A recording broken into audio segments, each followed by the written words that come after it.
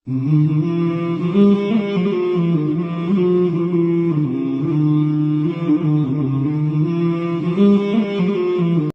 تعالیٰ نے ہمیں اتنی ہمارے ساتھ مہربانی فرمائی کہ ہم اگر ایک رات جاگ لیں تو ہم 83 سال کی بندگی سے زیادہ اجر پا سکتے ہیں، لیکن اللہ نے اس کو چھپا دیا۔ 21، 23، 25، 27، 29 ان 5 راتوں میں چھپا دیا۔ اچھا، چھپایا کیوں؟ کہ اگر اللہ تعالیٰ بتا دیتے کہ فلاں رات ہے، اور اللہ کو تو پتہ تھا کہ آگے آنے والی امت غافل ہوگی، تو متعین ہونے کے بعد پھر کوئی غافل ہوتا، نافرمانی کرتا، کوئی برا کام کرتا تو پوری امت پر عذاب آ سکتا تھا۔ تو اللہ تعالیٰ نے اپنے فضل سے اسے چھپا دیا۔ ایک تو اس وجہ سے کہ معلوم ہونے کے بعد قدر نہ کریں تو پکڑ آئے گی، دوسرا اس طرح کہ ہمیں 5 راتیں جاگنے کا موقع مل جاتا ہے کہ شاید یہ رات ہو، شاید یہ رات ہو۔ ہمارے پاکستان میں صرف 27 کو لوگ بڑے اہتمام سے جاگتے ہیں۔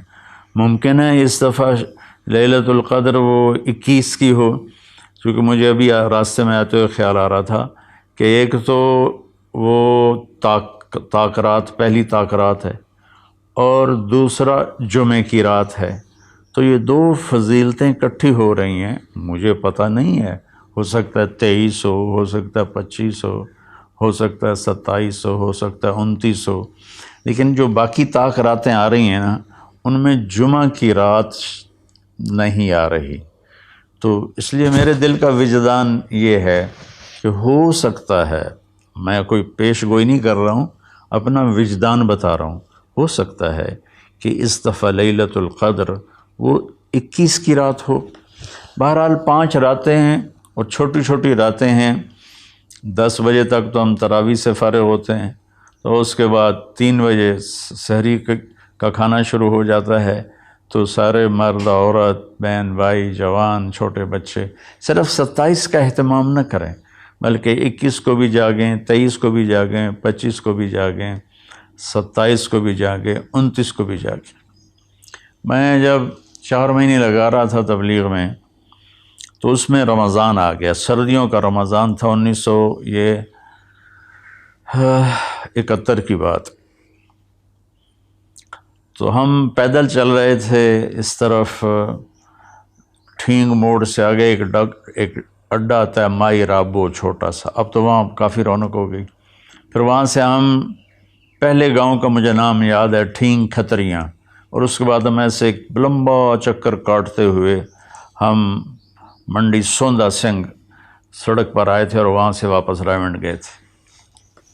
جب رمضان شروع ہوا تو میں نے روزانہ اللہ سے مانگنا شروع کیا، یا اللہ، روزانہ ہم پیدل چلتے ہیں، کبھی 3 میل، کبھی 4 میل، کبھی 5 میل، اور بستر سر پہ ہوتے ہیں، تو 5 راتیں جاگنا تو مشکل ہے، تو جو لیلۃ القدر تیرے علم میں ہے نا، اس رات مجھے تو اٹھا دینا۔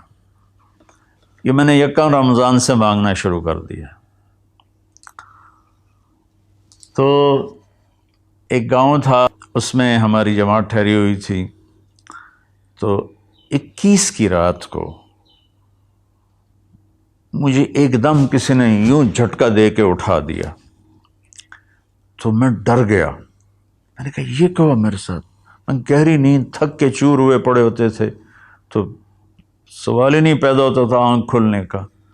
تو میں یوں لیٹا تھا، ایسے اس طرح اٹھا، میں یوں جیسے سپرنگ حرکت کرتا ہے، تو میں ڈر گیا۔ میں نے کہا مجھے کس نے اٹھایا؟ میں نے گھڑی دیکھی، 12 بج رہے تھے، سردیوں کی راتیں تھیں۔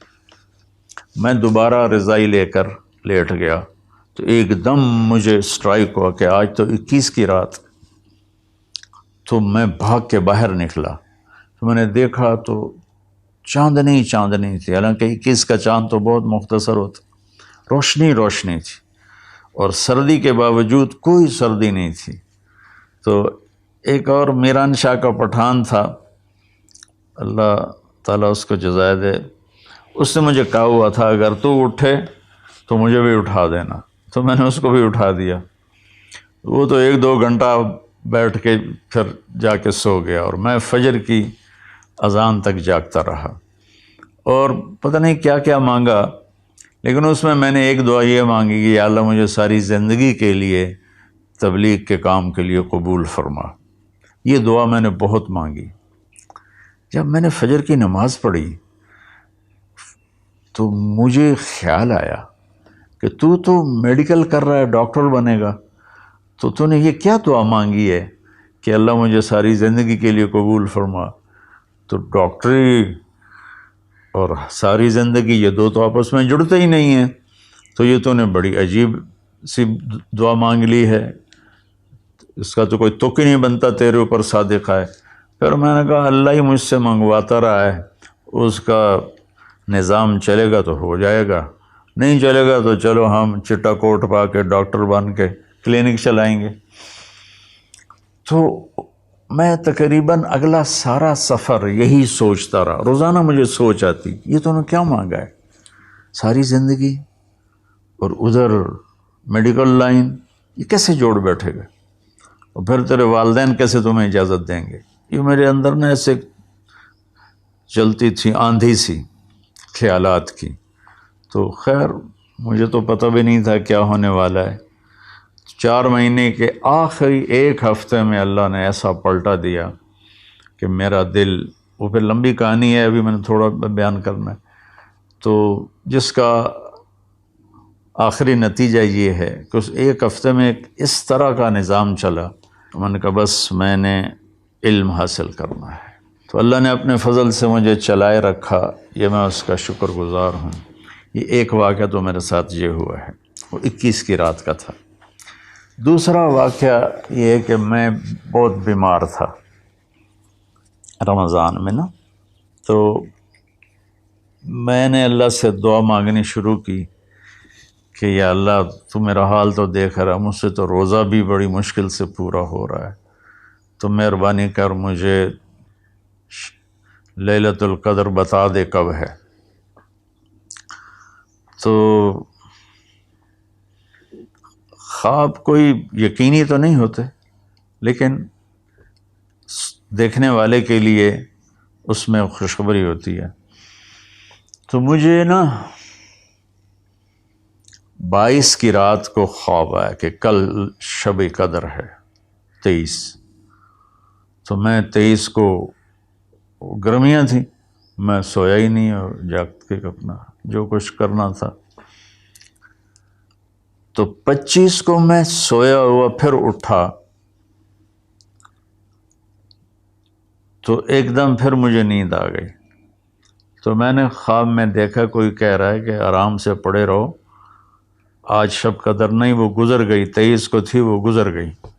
یہ 2 تو میری آپ بیتیاں ہیں، واللہ عالم خواب کوئی حجت تو نہیں ہوتا، ورنہ اس کا بھی لوگ مذاق بنا لیتے ہیں۔ کہنے کا مقصد یہ تھا کہ شب قدر 5 راتوں میں گھومتی ہے، 21، 23، 25، 27، 29۔ تو ہم ایک 27 کی رات متعین نہ کریں، 5 راتیں جاگیں، تو اس میں سارے گناہوں کی بخشش ہو جاتی ہے، اور جو اللہ سے مانگو دنیا کا آخرت کا، تو اللہ تعالیٰ اپنا فضل فرماتا ہے اور اپنی رحمت کے دروازے کھول دیتا ہے۔